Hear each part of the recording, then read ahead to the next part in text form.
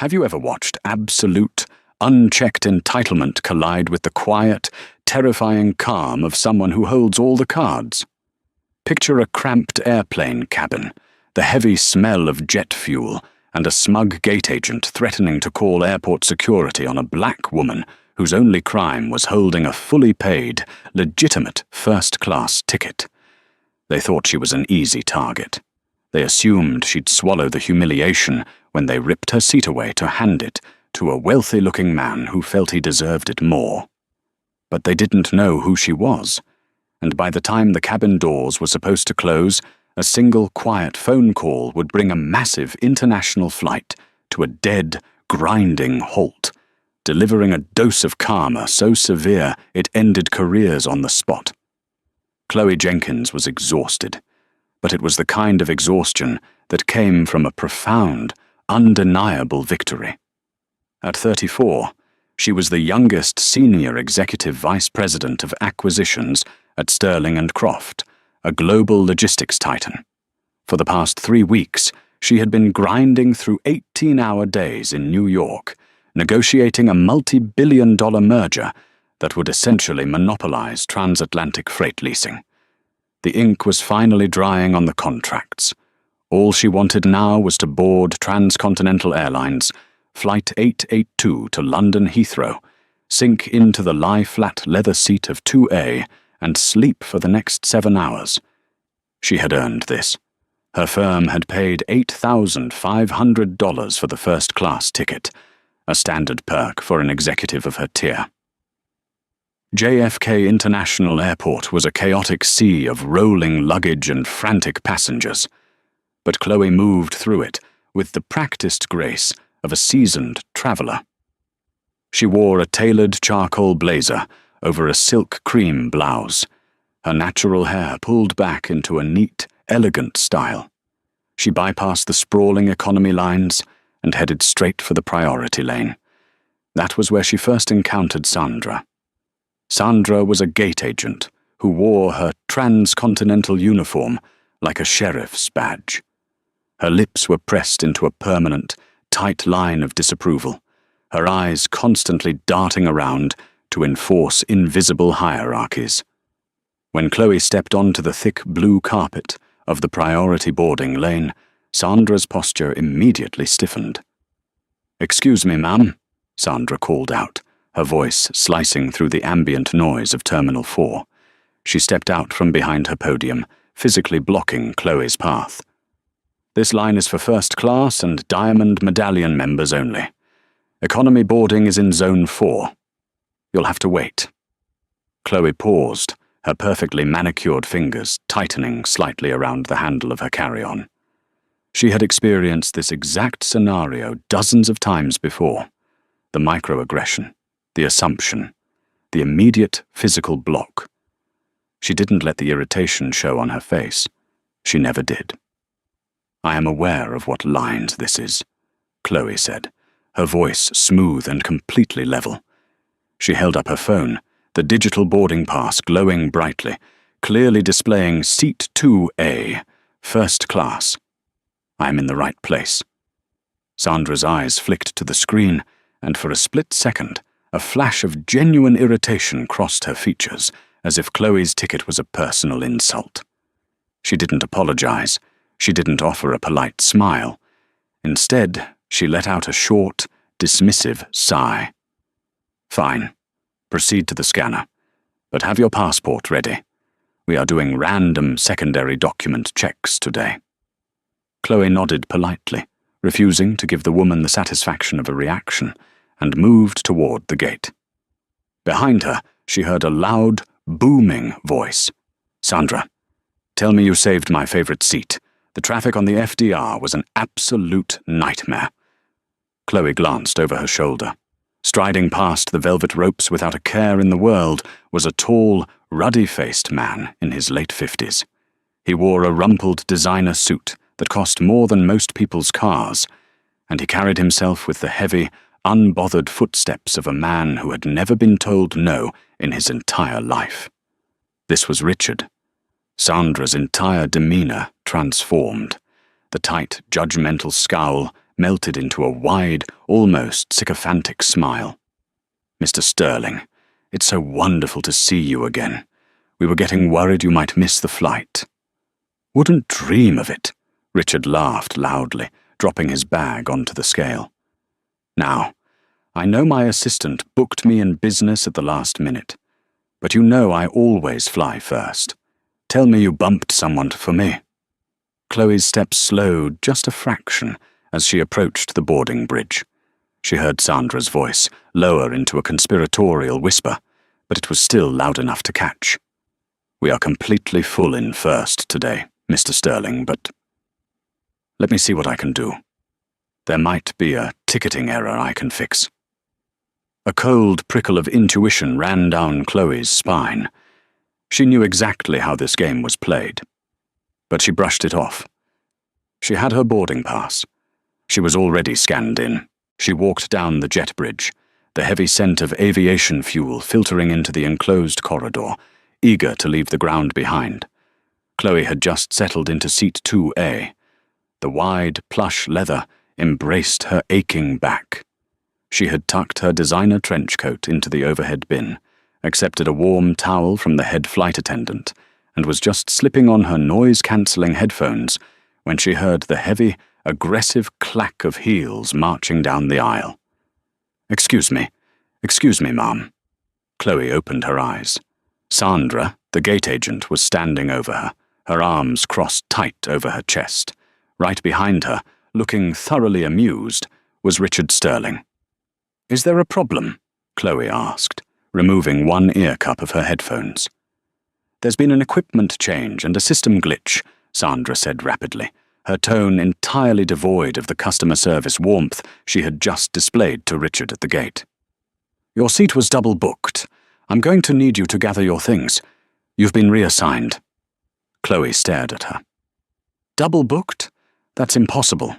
My firm purchased this ticket 3 weeks ago. I already scanned in at the gate without an issue." "It's not impossible. It's a system error, and I don't have time to argue with you about our software," Sandra snapped, her voice rising just enough to draw the attention of the other passengers in the first-class cabin. "Mr. Sterling here is a Diamond Medallion Priority member, and this is his assigned seat. You need to move. Now." "Actually," Chloe said, her voice dropping lower, colder. "Mr. Sterling was booked in business class. I heard him say so himself at the podium. You're attempting to arbitrarily bump me from a seat I paid full fare for to accommodate an upgrade." Richard let out a scoff, leaning against the bulkhead. "Look, sweetheart," he said, offering a patronizing smile. "I fly this route twice a month. I bring a lot of money to this airline. Just take the compensation voucher and go to the back. It's not a big deal. Don't make a scene. Sweetheart." Chloe's jaw tightened. She looked at Sandra. "I am not moving. If the flight is overbooked, you must ask for volunteers. By Federal Aviation regulations, you cannot involuntarily deny boarding or downgrade a passenger who has already boarded without specific, legally defined cause. And wanting to give my seat to your friend is not one of them." Sandra's face flushed a deep, ugly red. The sheer audacity of this woman, who Sandra had already decided didn't belong in this cabin, quoting aviation law to her was too much. "Listen to me very carefully," Sandra hissed, leaning down so her face was inches from Chloe's. "You are causing a disturbance. If you do not gather your bags and move to the seat I have reassigned you to immediately, I will call Port Authority Police. I will have you physically removed from this aircraft. I will ban you from flying transcontinental ever again, and you will not get to London today. Do you understand me?" The cabin was dead silent. Every eye was on Chloe. The head flight attendant stood awkwardly in the galley, watching but refusing to intervene. The threat of security was a heavy, loaded weapon. For a black woman traveling alone, the prospect of armed police being called onto an airplane over a disturbance carried a visceral, potentially dangerous weight. Sandra knew exactly what she was doing, She was weaponizing her authority, confident that the threat of public humiliation and police involvement would force compliance. Chloe looked at Sandra's badge. Sandra Higgins. Supervisor. Chloe took a deep breath. The anger inside her was white-hot, but she locked it away in a cold, impenetrable vault. She wasn't going to give them the reaction they wanted. She wasn't going to be the angry passenger dragged off a plane on a viral cell phone video. "Where is the reassigned seat?" Chloe asked quietly. Sandra smirked, a vicious little curl of her lip. "Victory. Seat 38E, middle seat, back of the plane by the lavatories. Here is your new boarding pass. The airline will refund you the fare difference in 6 to 8 weeks." Chloe stood up. She smoothly retrieved her coat from the overhead bin. She didn't look at Richard as he gleefully slid into 2A, immediately ordering a glass of champagne. She didn't look at the pitying stares of the other passengers. She walked with perfect posture out of the first-class cabin, through the curtain, and began the long, humiliating walk down the narrow aisle of economy. She reached row 38. It was cramped, smelling faintly of the chemical toilets nearby. She squeezed into the middle seat between a teenager, sleeping with his mouth open, and a man aggressively typing on a laptop. She sat there for exactly 2 minutes, staring at the seat back in front of her. Then she opened her briefcase. They thought they had won. They thought she was just an anonymous passenger they could bully into submission. But Chloe Jenkins was the senior executive VP of acquisitions for Sterling and Croft. And Sterling and Croft didn't just book flights with Transcontinental Airlines. Sterling and Croft owned the multi-billion-dollar freight contract that kept Transcontinental Airlines out of bankruptcy. They were the airline's single largest corporate partner. And Chloe held the renewal contract, unsigned, in her leather briefcase. Chloe reached into her pocket and pulled out her phone. She didn't call customer service. She didn't tweet at the airline. She opened her contacts and scrolled down to the letter H. William Hastings, Chief Executive Officer, Transcontinental Airlines. "Good morning, William," Chloe said softly when the line connected on the second ring. The cabin doors were still open, the final few stragglers finding their seats. "Chloe, what a surprise," William's voice boomed through the earpiece. "I thought you'd be in the air by now, headed to London to finalize the merger, right? I was actually going to call you next week about our freight renewal." "I am currently on one of your aircraft, William. Flight 882 out of JFK," Chloe said, her voice devoid of any warmth. "Though the seating arrangements are not quite what we agreed upon in our corporate travel mandate." There was a slight pause on the other end. William was a sharp CEO. He instantly caught the frost in her tone. "Is there a problem, Chloe? Did they mess up your reservation? Your gate supervisor, a woman named Sandra Higgins, just threatened to have Port Authority police drag me off this aircraft if I did not surrender my paid first-class seat to a white man who was booked in business," Chloe stated clearly. She claimed a system glitch, but did so while fawning over a Mr. Sterling, whom she explicitly stated she was trying to find a seat for. "I am currently sitting in 38E, next to the lavatory." The silence on the line was profound. When William spoke again, the jovial executive was gone. He sounded genuinely horrified. "Chloe, please tell me you are joking." "I do not joke about being threatened with armed police, William. You and I both know the implications of a gate agent leveraging law enforcement against a black passenger who is simply asserting her contractual rights. I complied because I have a multi-billion-dollar merger to close in London, and I could not risk being violently removed from a flight." "Jesus Christ," William muttered. She could hear the frantic clacking of a keyboard in the background.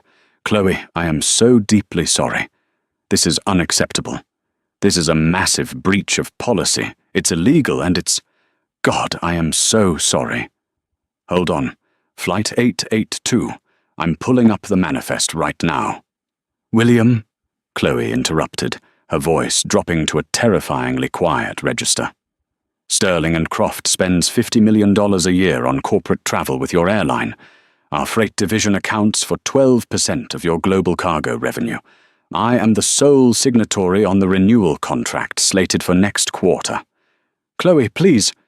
If this aircraft leaves the gate with me in seat 38E, and that man in my seat, I will not only ensure that Sterling and Croft pulls every single contract we have with Transcontinental by the end of business today, but my legal team will file a federal discrimination lawsuit that will make your public relations department weep. The plane is not moving, William said instantly, his voice cracking like a whip. Do you hear me, Chloe? That plane is not pushing back. I am calling the tower and the station manager at JFK right now. Give me 5 minutes. Stay exactly where you are. Chloe hung up. She placed her phone on her lap and folded her hands. Up at the front of the aircraft, the heavy boarding doors were